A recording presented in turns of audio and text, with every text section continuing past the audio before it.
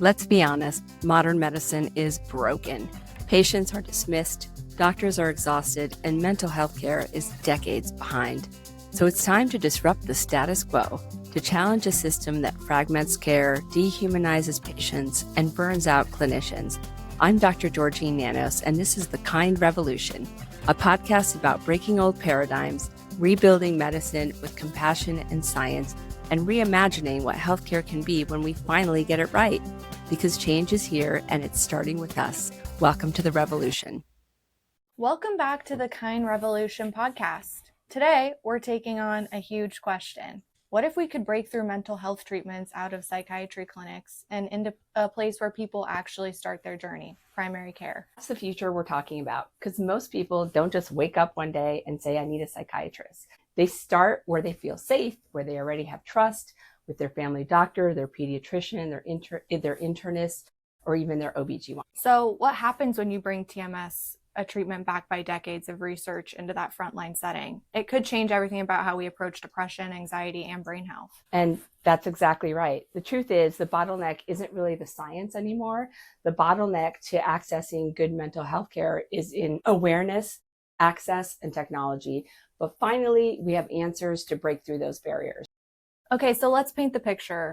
You're in an exam room day after day. What does mental health really look like in primary care? It rarely looks like the movie version of depression. People don't come in sobbing and say, Doctor, I'm depressed, please help me. It's more like a 34-year-old dad who comes in having migraines. And when you ask about stress, he just chuckles and laughs it off and says, well, who isn't stressed these days? But his sleep is wrecked, his temper is short, he stopped coaching his kid's soccer team. It also looks like the mom who's 6 months postpartum and says, I'm just tired, I'm fine. But you can see her dull affect, the forced smile, and you know she's barely keeping it together, barely keeping her head above water.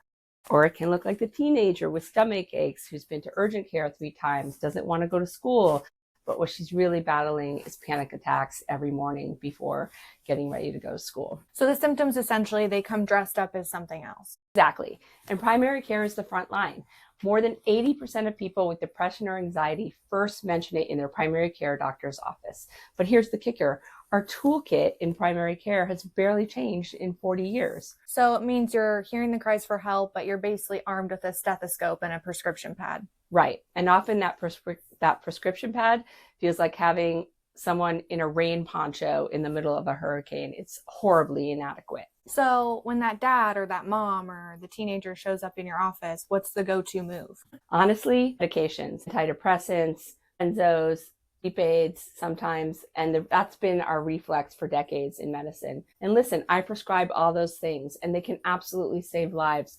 But here's the uncomfortable truth. They don't work nearly as well as we want them to or hope that they can. Well, aren't antidepressants the gold standard? That's the myth. Let me give you the numbers. There's this massive study that was done called the STAR-D trial that was funded by the NIH, the National Institute of Health. And it looked at what really happens when real people in real clinics take antidepressants. And here's what it found. The first antidepressant you take only works for about 1 in 3 people. So it's about 30% effective. And even when it works in quotes, doesn't always mean that you're back to your old self. It means you might be 30% better. So you're basically saying 2/3 of people walk away from that first prescription still struggling. Right. And then doctors will try a second medication after 3 or 4 months, maybe an add-on. And with each step, the study found that your odds of full recovery continue to drop. So by the 3rd or 4th medication trial, your success rates are in the single digits. So it's essentially like playing antidepressant roulette. Exactly, it is. And while patients are cycling through all of this, they're dealing with side effects, weight gain, sexual dysfunction, fatigue, emotional blunting. They just feel numb sometimes. And I've had patients tell me, I'd rather feel depressed than feel nothing at all. That's devastating. It's like saying, pick your poison, misery or numbness. Exactly. And yet for decades, this was the best we could offer outside of therapy, which is excellent. But getting into a therapist's office is also very challenging.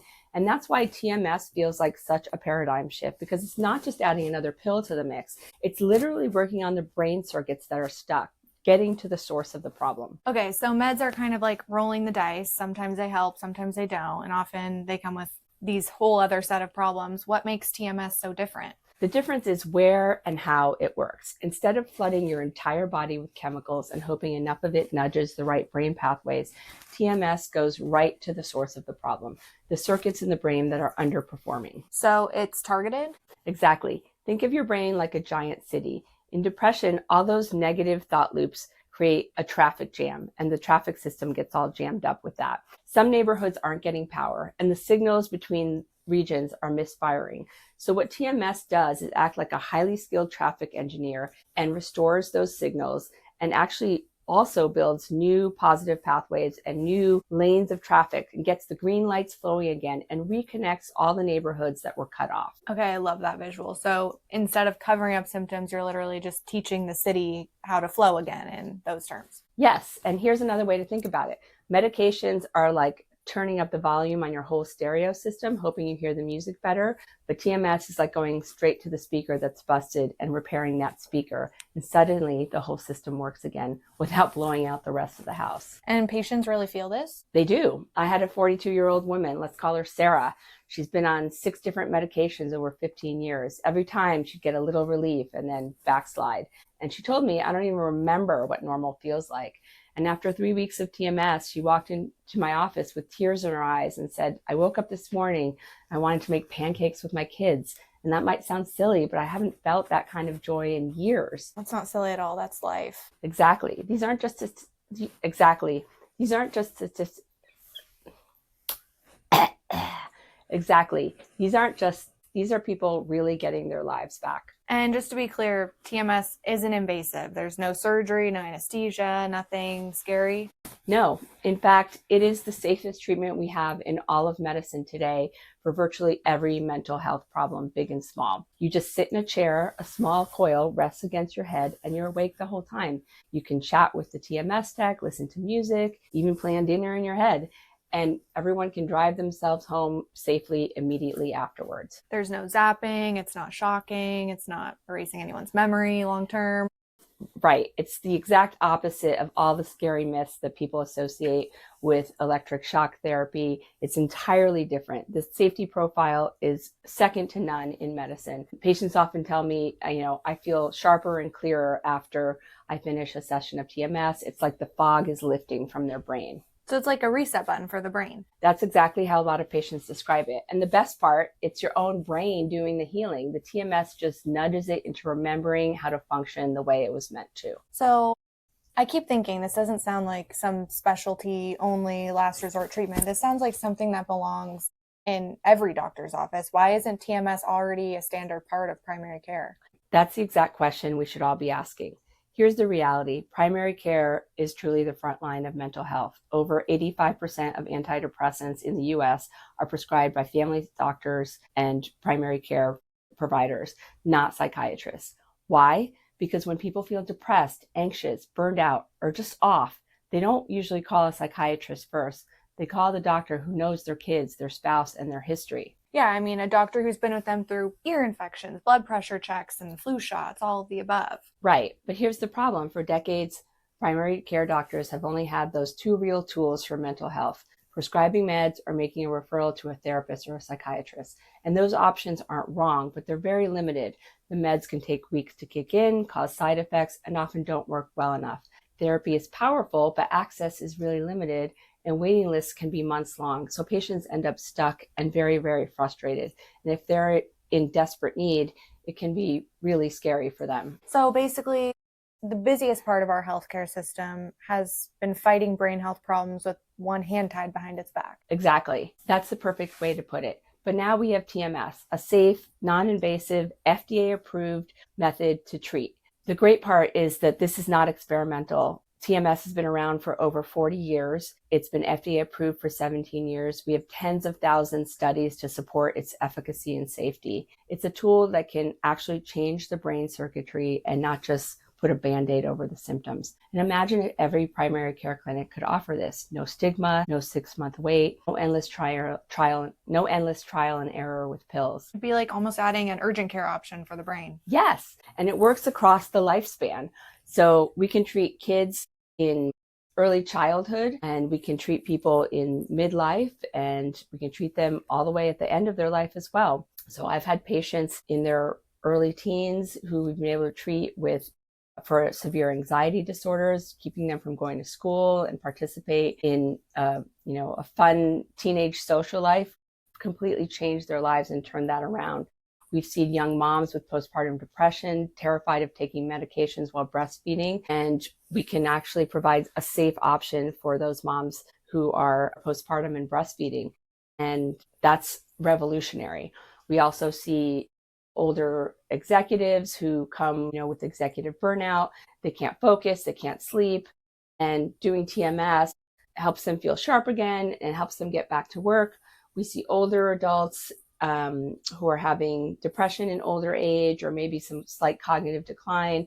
And the TMS is going to help with a little bit of that memory and cognitive enhancement and help relieve that depression. So it's a big deal. Yeah, I mean, that honestly, it's life-changing. And I feel like because it happened in primary care, it doesn't feel like crossing some scary threshold into the mental health system, Yes, and that's one of the biggest barriers, the stigma. But when TMS is offered by your family doctor, it completely reframes everything. It says your brain health is just as medical, just as normal, and just as treatable as, say, your blood pressure, your cholesterol, or your diabetes. And that's really empowering for patients. Yeah, so it's not necessarily just about the technology of TMS, it's about dignity and trust and access. Yes, TMS in primary care is about meeting patients exactly where they already are, in the most trusted part of our healthcare system. It's about giving doctors a tool they've desperately needed and giving patients hope without delay. So I guess when you talk about the kind revolution, that's kind of what you mean, not just innovating for the sake of it, but literally rewriting how healthcare treats brain health. That's it.